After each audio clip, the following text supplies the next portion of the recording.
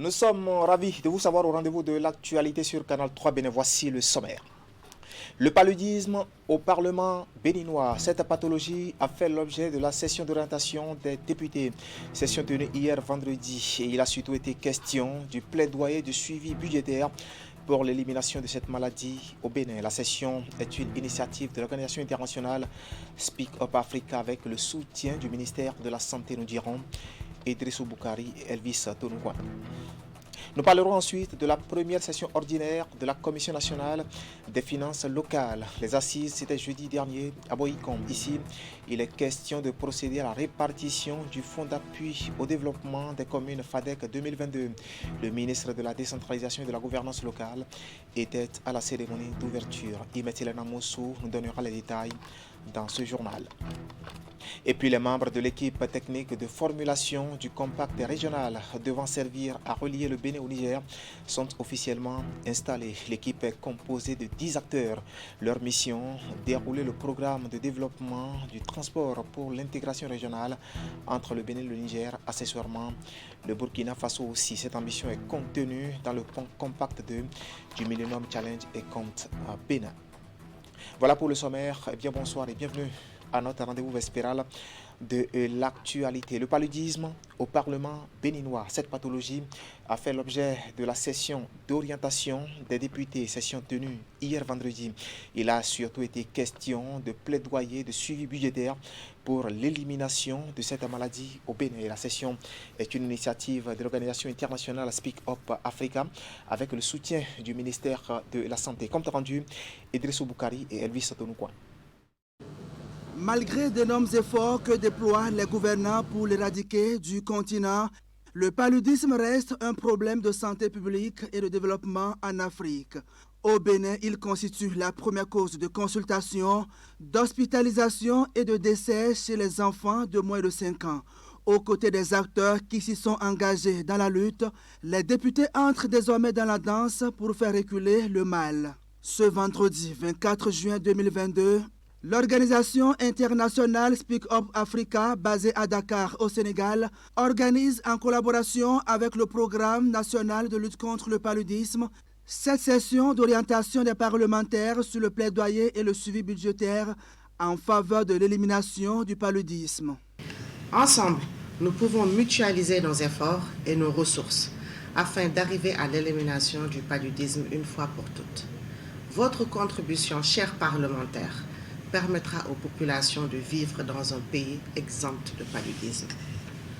Nous espérons qu'avec ce temps de partage qu'on aura aujourd'hui, nous allons amplifier l'impact généré par nos différentes actions et qu'ensemble, nous réussirons à contribuer à l'atteinte du développement durable.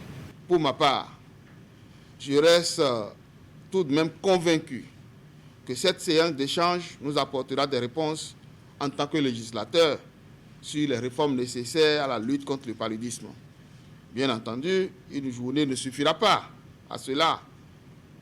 Une journée ne suffira pas à lever toutes les interrogations, mais ce sera déjà un grand pas en avant. Les progrès enregistrés au Bénin ont été reconnus et salués, mais le combat reste entier.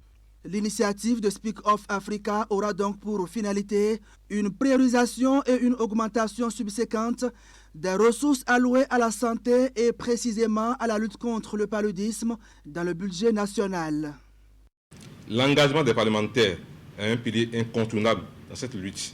Et votre engagement, cher honorable, va favoriser l'accroissement des financements pour la lutte contre cette maladie et ainsi protéger les personnes à risque. Mieux, au-delà de la mobilisation des ressources, les parlementaires représentent un appui essentiel pour la mise en œuvre de toutes les stratégies nationales et constituent également un canal de communication et de plaidoyer à travers leur implication auprès des communautés à la base. L'initiative s'inscrit dans le cadre de la campagne panafricaine Zéro Palu, je m'engage. Elle se tient à la veille de l'ouverture de la session budgétaire à l'Assemblée nationale. Les députés participant à cette rencontre seront donc mieux outillés pour porter la cause de l'augmentation des ressources en faveur de l'élimination du paludisme au Bénin. De l'institutionnel à l'artisanat, nous allons prendre la direction du département du Mono, la ville de Comé pour être plus précis. C'est pour évoquer justement cette série de séances de sensibilisation organisées à l'intention des patrons et patronnes des métiers de l'artisanat. Une initiative de Plan International Bénin en collaboration avec la préfecture de Lokossa. Objectif, lutter contre les grossesses précoces. Et c'est dans le cadre du programme Zéro grossesse en milieu scolaire et artisanal. Les détails, c'est avec Geoffroy Mentan et Florent Do. Le programme Zéro grossesse en milieu scolaire et artisanal est en pleine phase pilote dans les communes de Comé, Bopa et Royogbe, dans le département du Mono. Et à la suite des élèves et des apprenants des lycées techniques et centres de métiers, c'est au tour des patrons et patronnes d'être sensibilisés. Ceux de Comé sont réunis pour l'occasion dans cette salle. En tant que responsable, premier responsable de ces enfants, nous nous sommes dit qu'on ne peut pas mener ce combat et le réussir sans vous associer. Vous êtes les supérieurs hiérarchiques, vous êtes les responsables de ces enfants qui sont en apprentissage. Comment nous allons les éduquer autrement, en apprentissage et au-delà de l'éducation classique, au-delà de l'apprentissage classique, comment nous allons leur donner de conseils de vie. Le programme Zéro grossesse en milieu scolaire et artisanal est mené par la préfecture de Lokossa en partenariat avec Plan International Bénin. La séance, qui a eu comme fil conducteur des communications, a permis aux participants d'avoir des outils nécessaires pour réussir à leur tour la sensibilisation de leurs apprentis.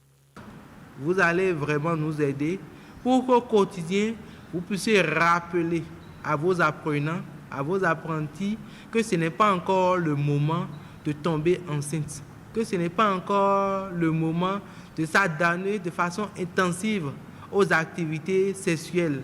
Vous profitez de la même occasion pour attirer leur attention sur les conséquences telles que les maladies sexuellement transmissibles qu'ils peuvent contracter en s'adonnant à une sexualité irresponsable.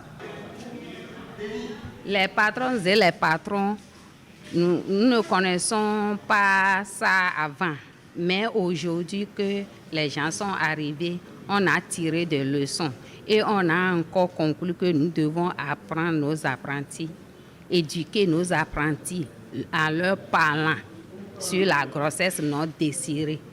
On doit les sensibiliser nos collègues patrons et patronnes sur le problème pour qu'on arrête la grossesse non désirée. Cette séance de sensibilisation des patrons et patronnes d'ateliers du secteur de l'artisanat s'est déroulée au même moment à Bopa et à Royogbe. Retour à Cotonou pour parler de cet atelier de validation du rapport et de plaidoyer de la société civile.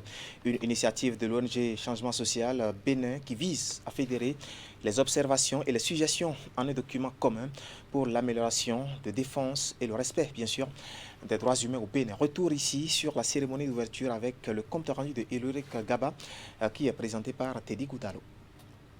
L'amélioration des conditions pour un meilleur respect des droits humains au cœur de cette séance de travail. Ensemble, les différents acteurs œuvrant pour la promotion des droits de l'homme se retrouvent pour donner la touche finale au rapport alternatif de la société civile. Un examen périodique universel qui se veut un plaidoyer national. C'est un processus qui permet en réalité la revue périodique des États sur le niveau de mise en œuvre des engagements internationaux pris relativement aux droits humains. La société civile, de sa position, a aussi son mot à dire. Pendant que le gouvernement est de sa vocation et de sa mission régalienne, serait appelé dans son rapport pays à présenter donc le niveau de mise en œuvre à travers un verre qui sera perçu à moitié plein. La société civile, de façon complémentaire et utile, dans son rapport alternatif, présentera donc la situation de mise en œuvre dans le versant donc du verre à moitié vide. Toutes choses permettant dans une dynamique donc inclusive et d'interaction dans l'action publique d'aspirer à un verre totalement plein. Loin d'être un simple atelier de validation du rapport alternatif de la société civile, les organisateurs entendent recueillir au cours des présentes assises les amendements et suggestions de tous les acteurs du secteur dans une démarche inclusive et transparente. Le premier violateur des droits humains dans nos pays, c'est l'État, à travers ses agents. Et donc, l'INDH du Bénin, depuis son installation, le 28 décembre 2018, fait son chemin et donc de faire en sorte que les droits humains soient une réalité dans d'autres pays, aux côtés de notre État, pour qui nous sommes conseillés. C'est pourquoi, depuis 5 ans, nous avons mis en place ce groupe de travail de la société civile qui travaille à fédérer les énergies, fédérer les préoccupations, pour que nous parlions d'une même voix à travers un document unique valant rapport à l'intérêt de la société civile. Changement social et tous ses partenaires ont accepté jouer leur partition en matière de promotion, de protection et d'amélioration de la situation des droits de l'homme dans ce pays. Je prends toute la mesure de la détermination, de leur volonté à accompagner l'État dans cette tâche qui n'est pas une tâche facile. Conviés pour la circonstance, tous les acteurs et toutes les structures intervenant dans la promotion et la défense des droits humains prennent la mesure de la situation. Ils s'engagent à faire de ce document alternatif de la société civile, qui sera validé, un véritable breviaire des observations, doléances et suggestions pour un meilleur respect des droits de l'homme au Bénin. Comment répartir les fonds d'appui au développement des communes FADEC 2022? La question est au cœur des travaux de la première session ordinaire de la Commission nationale des finances locales qui se déroule depuis jeudi dernier à Boïcom. Plusieurs communications vont meubler les travaux que nous résumons ici. Y met Elena Mousso.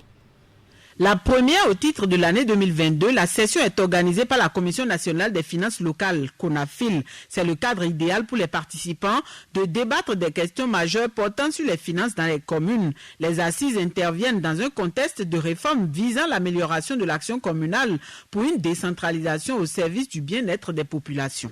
Nous avons déjà procédé à l'installation des secrétaires exécutifs. Nous avons déjà, d'ici quelques jours, nous avons désigné les cadres qui vont accompagner le secrétaire exécutif dans la gestion de l'administration communale. Tous ces organes ne peuvent valablement fonctionner sans moyens. Les ressources du Fonds FADEC interviennent comme une bouffée d'oxygène pour permettre aux collectivités locales de faire face efficacement aux défis actuels et de continuer à assumer dans une dynamique l'amélioration continue des services offerts aux populations. Preuve de la volonté du gouvernement à pouvoir davantage au financement des communes, le rendez-vous de Boïcom vient aussi en réponse à l'une des prescriptions du manuel de procédure du Fonds d'appui au développement des communes FADEC, celle relative à la répartition des dotations.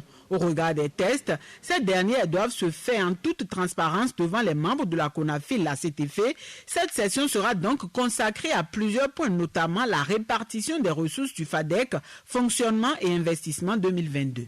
Et donc la tenue de la présente session vient rassurer un peu les élus et les populations qui espèrent de bonnes nouvelles iront au niveau de nos différentes communes. Il ne pouvait en être autrement puisque nos communes sont à la recherche de croissance pour jouer leur partition dans l'accompagnement de l'État central pour le mieux-être des populations. Le financement des collectivités territoriales est un enjeu important pour le gouvernement. C'est pourquoi une enveloppe financière de 37 milliards sera répartie aux communes au cours de cette session. Et enfin, 900 millions pour le nouveau guichet Sahel. Les maires, les adjoints aux maires, les chefs d'arrondissement, les présidents de commissions permanentes, les conseillers communaux qui n'ont pas d'autres responsabilités et les chefs de village et de quartier de ville seront désormais rémunérés. La présente répartition intégrera donc la rémunération de ces acteurs suscités. Institué en 2008, le FADEC est créé pour servir de mécanisme de financement des collectivités territoriales. La répartition des ressources se fait sur la base de nombre de critères prédéfinis. Il vise, entre autres objectifs, la correction des déséquilibres entre les communes par un système de péréquation. Le FADEC va incessamment changer de dénomination pour devenir le Fonds d'investissement communal et va proposer aux communes de multiples choix de financement plus innovants. Voilà, et de 5 pour le forum d'investissement du Bénin initié par l'Agence belge de développement à travers son projet d'appui au renforcement de l'écosystème de l'économie numérique au Bénin, nommé DigiBoost. Il est question cette année de promouvoir une dizaine de start-up femmes béninoises à Cotonou. Les assises ont permis au public de découvrir des solutions numériques que proposent ces start-up identifiées pour la circonstance. On va faire le point avec Teddy Goudalo. Rencontre de promotion de start-up femmes béninoises. Dénommée Startup Night, elle offre la possibilité à 11 start-up de faire connaître leurs solutions au public dans divers secteurs d'activité. Il s'agit de la santé, de l'éducation, le tourisme, l'agriculture, le numérique, l'environnement et bien d'autres. C'est donc un plaisir pour nous de participer à la Startup Night, un événement auquel nous avons pris du plaisir à organiser avec bien sûr la facilitation du Benin Investment Forum, mais surtout de Enabel Benin, notre partenaire qui a justement permis la naissance de notre organisation qui est la Womenitech, et donc que nous remercions beaucoup. Merci à Enabel Benin pour le soutien. Startup Night émane du projet DigiBoost exécuté par Enabel Benin et financé par l'Union européenne.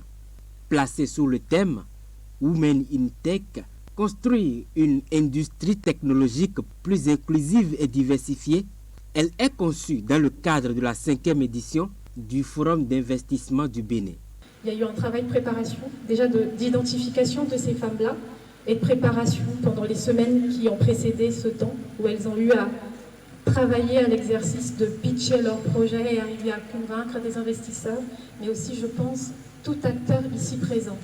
On en parle, faire, consolider, à avoir un environnement habilitant pour les entrepreneurs est clé et essentiel si on veut les voir se renforcer, si on veut les voir beaucoup plus fortes. Women must not only be good users of Les femmes ne doivent pas seulement être de bonnes utilisatrices des nouvelles technologies, elles doivent aussi participer à les créer. Donc il revient à chacun d'entre nous de jouer sa part en contribuant au changement de mentalité. At MTN, Chez MTN, nous mettons un point d'honneur à accélérer l'inclusion des filles et des femmes dans le numérique. Cela part de notre politique de recrutement. Nous avons un focus particulier sur les compétences féminines. equal employment and career opportunities in this field. Cette soirée spéciale offre ainsi à ces startups féminines des opportunités de partenariat avec plusieurs entreprises publiques et privées. Place maintenant au nouveau-né de Sounou Assurance. Son nom, Assist Auto. Une nouvelle offre d'assistance automobile annoncée comme une solution innovante de dépannage, de remorquage, d'assistance médicale et en cas d'obsèque. Le produit a été officiellement lancé en début de semaine à Cotonou. Idrissou Boukari et Eder Moupevi nous parlent ici des caractéristiques de ce produit. Regardez. En réponse aux besoins de ses clients, Sounou Assurance lance un nouveau produit sur le marché.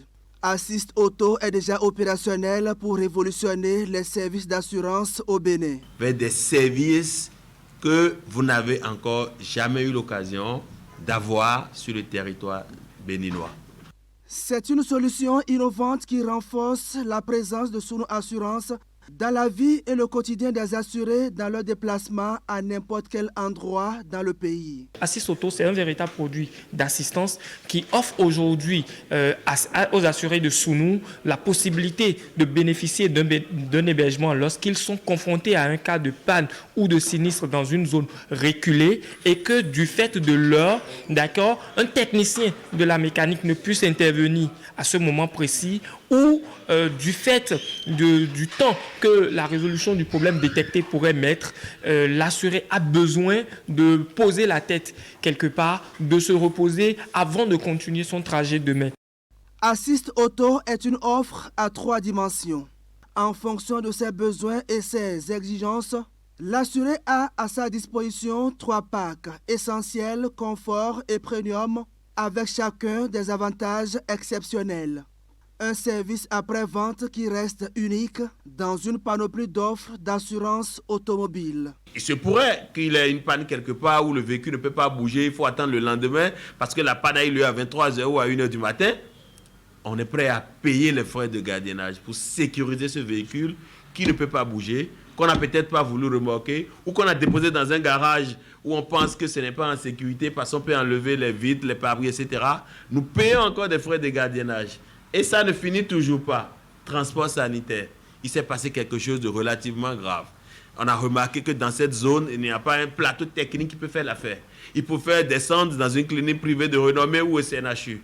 Dans la limite de 500 000 francs, il est organisé. Son transport médicalisé avec un véhicule spécialisé. Déjà, il faut avoir un contrat chez Sunu et premier réflexe à avoir, c'est d'appeler notre numéro de téléphone, le 53 53 00 99.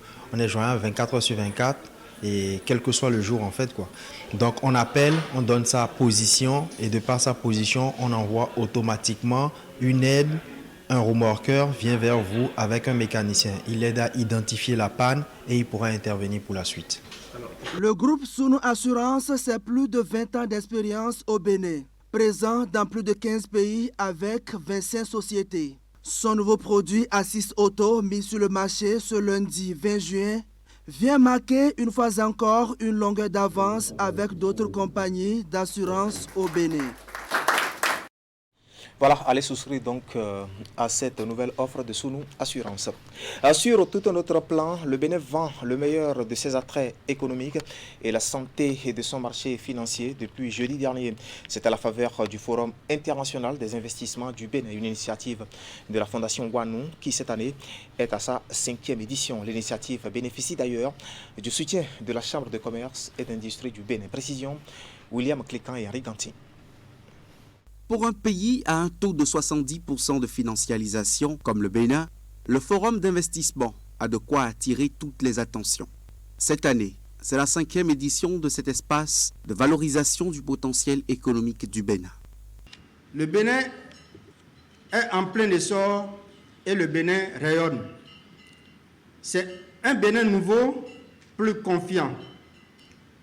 Un pays désormais plus conscient de la place dans le monde, de sa place dans le monde et déterminé à être une destination de choix à l'investissement mondial.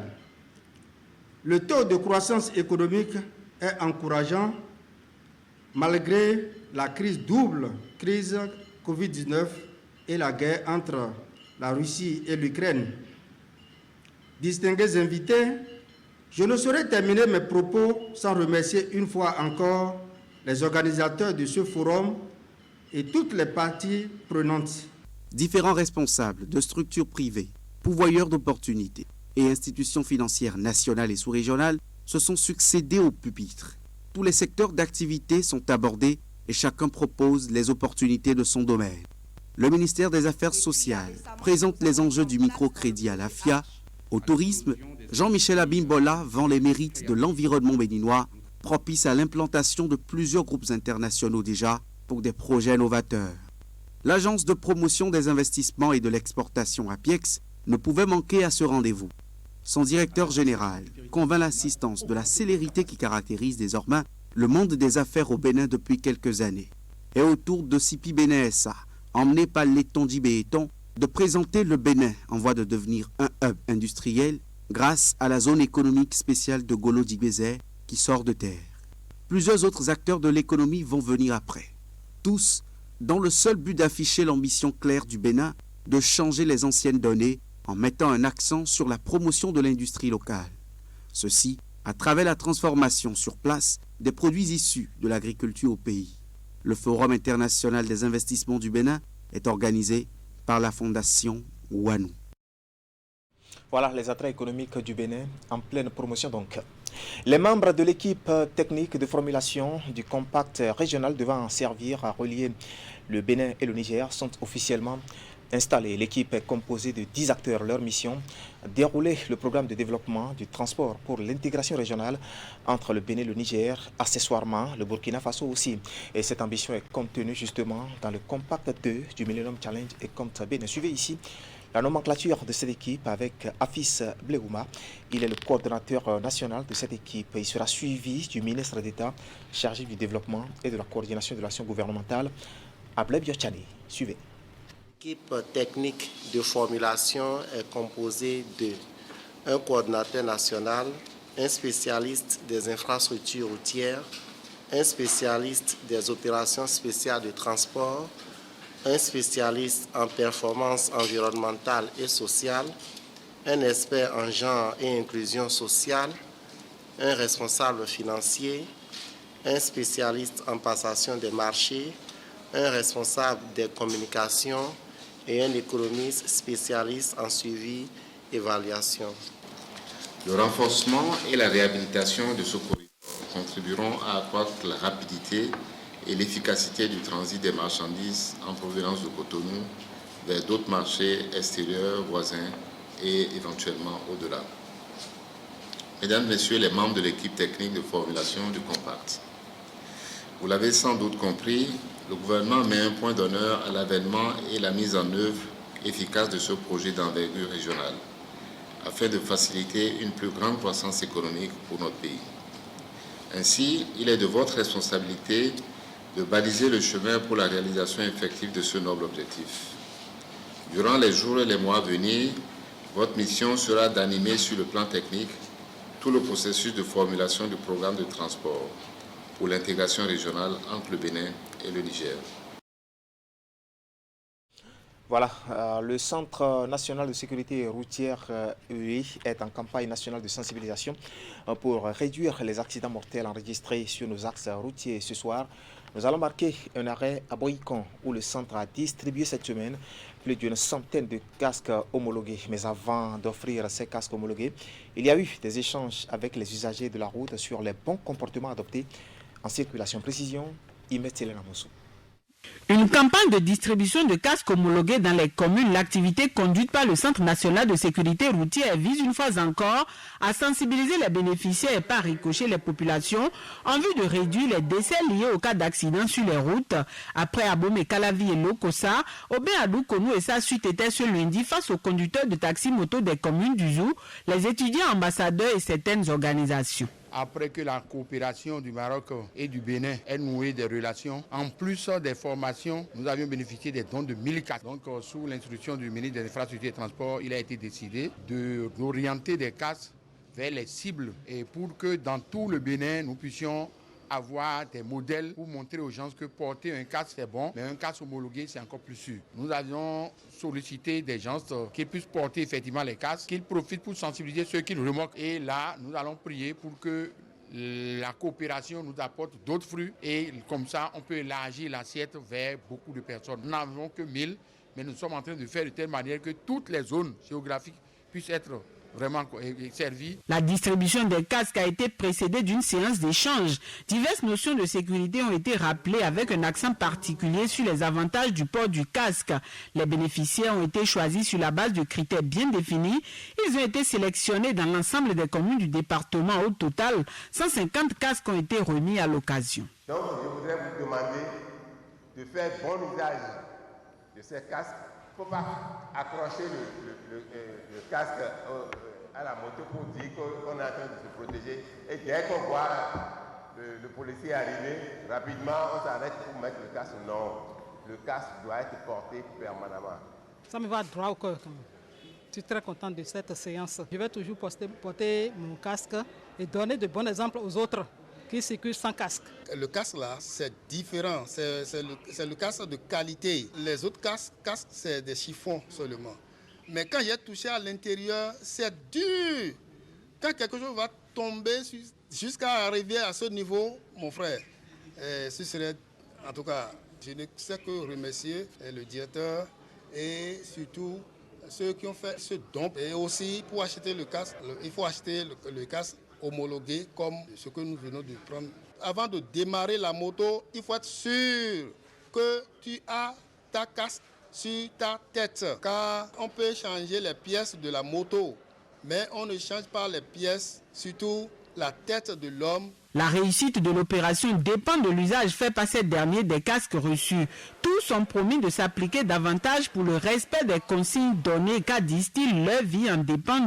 De Boycon, l'équipe du CNSC a mis le cap sur d'autres localités pour la même activité. Tout à fait. Et justement, après Boycon et bien d'autres villes du pays, la commune de Djougou a reçu les responsables du Centre national de sécurité routière pour justement cette campagne nationale de sensibilisation qui a démarré, il faut le dire, le 16 juin dernier. Ici, la cérémonie de remise de ces casques répondant aux normes internationales a été, sinon, s'est déroulée dans la maison des jeunes de Esseroua avec la présence effective du maire Abdul Malik à Seibou Gomina, compte rendu Abdul Rafou Yahaya et Abdou Seifou et Saïbou Idrissou. Voilà. La réduction des décès liés au cas d'accident de la circulation dans les 77 communes du Bénin, une préoccupation majeure du Centre national de sécurité routière CNSR. Pour atteindre cet objectif, il a offert des casques homologués aux conducteurs de taxi-moto de Djougou. Un appui qui vient davantage sceller le partenariat qui existe entre la mairie et cet organe à charge des questions routières. Nous avons choisi Djougou parmi ces villes-là parce que Djougou, il y a à peu près 2 ans avec le maire, on a signé un partenariat entre le CNSR et Djougou. Lorsque vous faites un métier, vous prenez le matériel qu'il faut pour faire le métier, non? Puis ça vous ramène de l'argent. Et donc chez les GEM, le premier matériel c'est la moto. Mais il reste le deuxième, qui est le casque que vous devez porter. Si vous n'avez pas ce matériel-là, à tout moment la police peut vous arrêter et vous arracher votre moto. À travers cette campagne de distribution de casques homologués, le CNSR entend ainsi rappeler aux motocyclistes la nécessité de porter le casque pour éviter des traumatismes en cas d'accident de la route. C'est un geste. Et à travers ce geste, c'est pour que vous puissiez porter ces casques qu'on vous voit dans la ville et que ça amène ceux qui sont réticents au port de casque à le faire. Merci beaucoup au CNSR pour ce geste, fut-il symbolique. Transmettez au directeur et au ministre la reconnaissance des hymnes de la commune de Djougou. La police républicaine va reprendre la veille pour le respect du code de la route. Elle est encore instruite par l'autorité communale qui tient toujours au respect du code de la route pour reprendre la répression du non-port de casque dans la commune de Djougou. Je voudrais en appeler encore à la collaboration de la police républicaine pour que d'ici quelques jours, on relance des piqûres de contrôle du port de casque dans la commune. Est-ce que vous êtes d'accord, chers amis et militants?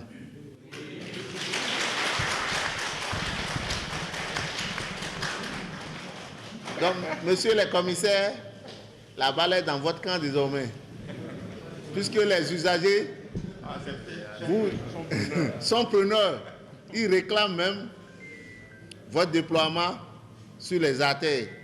Je pense qu'on doit pouvoir reprendre avec la répression du non-port de casque. Je sais que nous allons y arriver. De 0%, nous sommes passés à 85%.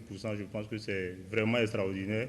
Et les camarades et médias, je suis sûr, vont nous accompagner pour qu'on puisse atteindre un taux vraiment raisonnable pour le bien-être de tous. Cette campagne de distribution de casques homologués, faut-il le rappeler, est soutenue par le Royaume du Maroc. Bonne action donc. Et c'est l'essentiel à retenir ce soir quant à l'actualité sur Canal 3 Bénin. Toute l'équipe technique et celle de la rédaction qui m'accompagne vous remercie de nous avoir suivis. Restez en compagnie de nos programmes.